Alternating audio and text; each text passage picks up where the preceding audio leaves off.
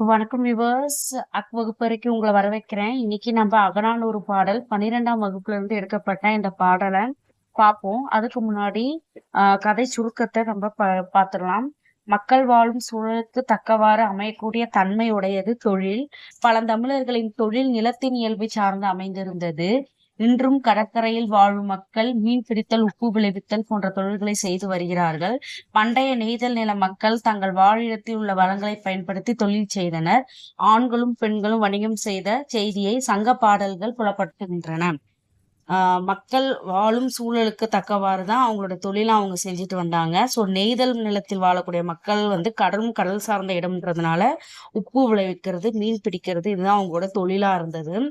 So ஆண்களும் பெண்களும் சேர்ந்து எப்படி அந்த காலத்துல தொழில் செய்தார்கள் அப்படிங்கிற ஒரு செய்தியை தான் இந்த சங்க பாடல் நம்மளுக்கு தெளிவுபடுத்துது.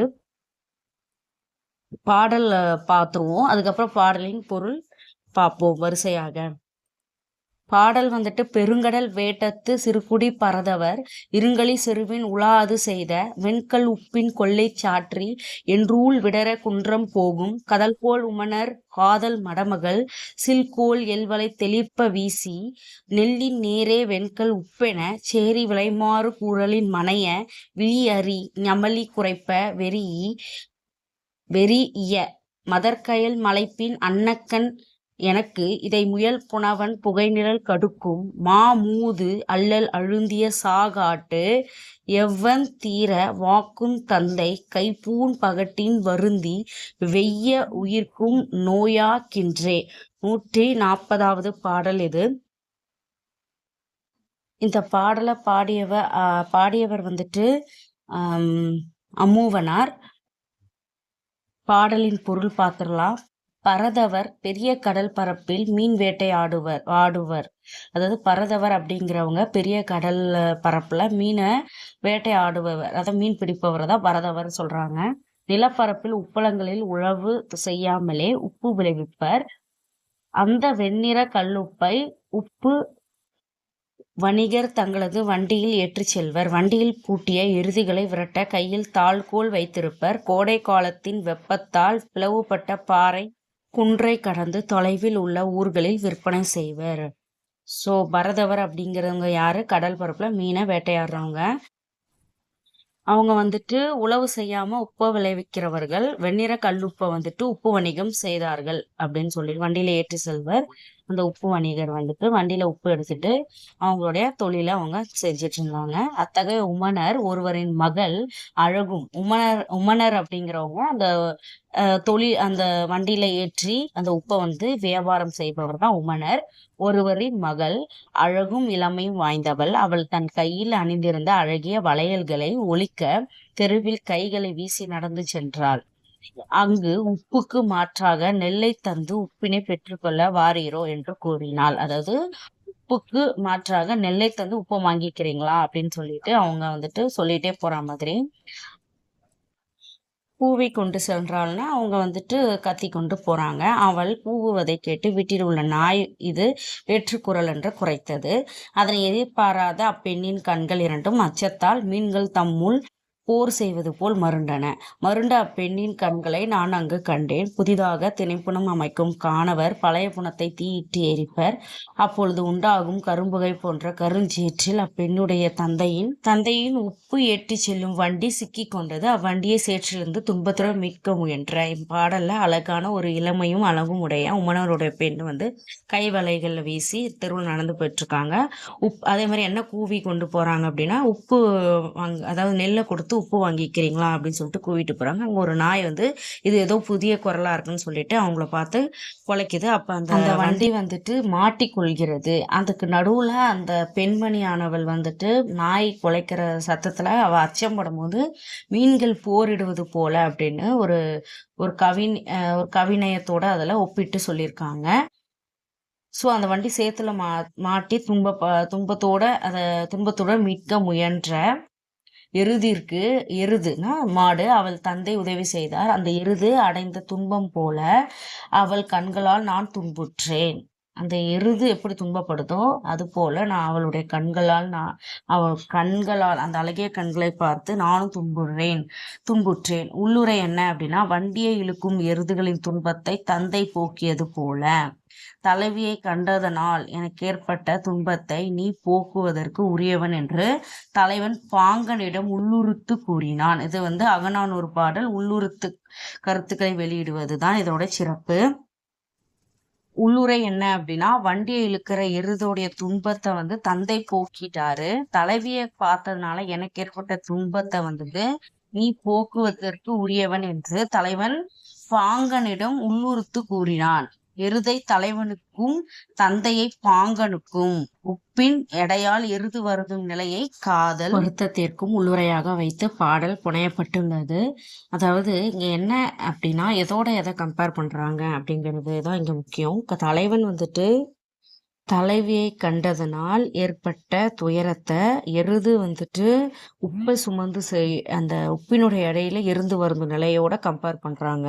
தந்தை எருதை எப்படி அதனோட துன்பத்துல இருந்து தந்தை எப்படி அதை வண்டியை இழுக்கும் எருதுகளின் துன்பத்தை தந்தை போக்கியது போல என்னுடைய தலைவியை கண்ட என்னுடைய மனம் துன்பத்தில் ஏற்பட்டதை போக்குவதற்கு பாங்கன் ஆகிய யாரோட ஒப்பிடுறாங்க, தந்தையோட ஒப்பிட்டு தலைவன் கூறுகிறார். திணை நெய்தல் திணை. கூற்று தலைமகன் பாங்கற்கு உரைத்தது போல இங்க இருக்கக்கூடிய ஒரு கூற்று. சொல்லும் பொருளும் வேட்டம் மீன் பிடித்தல். வேட்டம்னா மீன் பிடித்தல். கழி உப்பங்கழி சிறு வயல் கொள்ளை விளை. என்றூல்னா சூரியனின் வெப்பம் தான் என்றூல் சொல்றோம். விடர அப்படின்னா வெடிப்பு, மலை வெடிப்பு. கதல் அப்படின்னா விரைவு, கதல்னா விரைவு. உமணர் அப்படின்னா உப்பு வணிகர். இங்க உமணர் அவருடைய மகள் சார்ந்த நம்ம கல்வியா பார்த்தோம். தலைவன் நம்ம கம்பேர் பண்ணி பார்த்தோம் இல்லைங்களா. ஸோ அந்த உமணருடைய மகள் அப்படின்னு சொன்னோம்ல, உமணர் அப்படிங்கிறவரு யார் அப்படின்னா உப்பு விற்கக்கூடிய ஒரு உப்பு வணிகரை தான் நம்ம உமணர் சொல்றோம். எல் வலை அப்படின்னா ஒளிரும் வளையல். தெளிர்ப்ப ஒளிப்ப விழி அறி குரல் கேட்ட. ஞமலி நாய் அப்படின்னா ஞமலி. வெறிய அஞ்சிய. அதற்கயல் அழகிய மீன். உணவன் காணவன். அல்லல் சேரு பகடு எருது அப்படின்றது பகடுன்னு சொல்றாங்க. அடுத்து இலக்கண குறிப்பு. பெருங்கடல் பண்பு தொகை. பெருமை கூட்டல் கடல் பிரிக்கலாம். பண்பு தொகை. உழாது சொல்லிசை அளபடை. உறுப்பிலக்கணம். செய்த செய் கூட்டல் இத்து கூட்டல் செய்த எப்படி பிரிச்சுக்கிறோம், செய் பிளஸ் இத்து பிளஸ் அப்படின்னு பிரிச்சுக்கிறாங்க. செய் அப்படிங்கிறது பகுதி. இத்து இறந்த கால இடைநிலை. பெயரச்ச விகுதி. செய்த த அப்படிங்கிறது இத்து பிளஸ் த. சோ இத்து இறந்த கால இடைநிலை. அப்படிங்கிறது பெயரச்ச விகுதி. சாற்று கூட்டல் இ. ரி அப்படிங்கிறது இரு பிளஸ் இ இல்லையா. இரு பிளஸ் இ ரி. சாற்று அப்படிங்கிறது பகுதி. எப்பவுமே ஃபர்ஸ்ட் பகுதி உறுப்பிலக்கணம்ல ஃபர்ஸ்ட் பிரிக்கிறது இ வினையச்ச விகுதி. புணர்ச்சி விதி பாத்திரலாம். பெருங்கடல் பெருமை பிளஸ் கடல் நம்ம பிரிக்கலாம்னு சொல்லியிருக்கேன் இல்லைங்களா. சோ பெருமை பிளஸ் கடல் பண்பு தொகை பார்த்தோமா, அதோட விதி என்ன அப்படின்னா ஈறுபோதல் பெரு கூட்டல் கடல் அப்படின்னு பிரிக்கிறாங்க. அதனுடைய விதி இனமிகல் அப்படின்னாலும் என்னன்னு சொல்றாங்க, பெருங்கடல் அப்படின்னு சொல்றாங்க. அடுத்து நூல்வெளி. பாடலோட இறுதி கட்டம் நூல்வெளின்னு சொல்வோம். அதுல பாடல் வைப்பு முறையில் பாடல் எண்ணிற்கு ஏற்ப திணைகள் வரிசையாக வைத்து தொகுக்கப்பட்ட நூல் அகநானூறு. இது 8 தொகை நூல்களுள் ஒன்று. அதாவது அகநானூறு பாடல் பாத்தீங்கன்னா அந்த பாடல் ஏற்ற திணை வரிசையா அதை வச்சிருப்பாங்க. திணைகள் இருக்கு அப்படின்னா நெய்தல், மருதம், பாலை அதெல்லாம் நம்ம பார்த்திருப்போம் இல்லைங்களா. சோ அந்த வரிசையில இங்க நம்ம இந்த பாடலை பார்த்தது நெய்தல் திணை.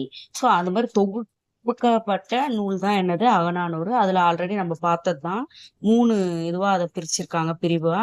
இது 8 தொகை நூல்கள் ஒன்று. இந்நூல் களிற்றியானை நிறையில 120, மணிமடை பவளத்தில் 180, நித்தில கோவில் 100 என பாடல்கள் 3 பிரிவா பிரிச்சிருக்காங்க.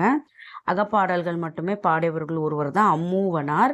நெய்தல் திணை பாடல்களை பாடுவதில் வல்லவரா இவர் திகழ்வதால இவரின் பாடல்கள் 8 தொகையில் நற்றிணை, குறுந்தொகை, அகநானூறு, ஐங்குறுநூறு ஆகியவற்றின் தொகுக்க பெற்றுள்ளன. அம்மூவனார் அப்படிங்கிறவர் நெய்தல் திணை பாடல்களை பாடுவதில் வல்லவர். இந்த பாடல் நெய்தல் திணையில் அமையப்பெற்ற ஒரு பாடல்.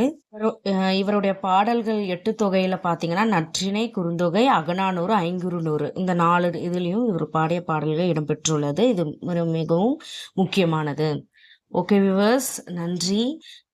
நம்ம சேனல்ல லைக், சப்ஸ்கிரைப், ஷேர் பண்ணுங்க.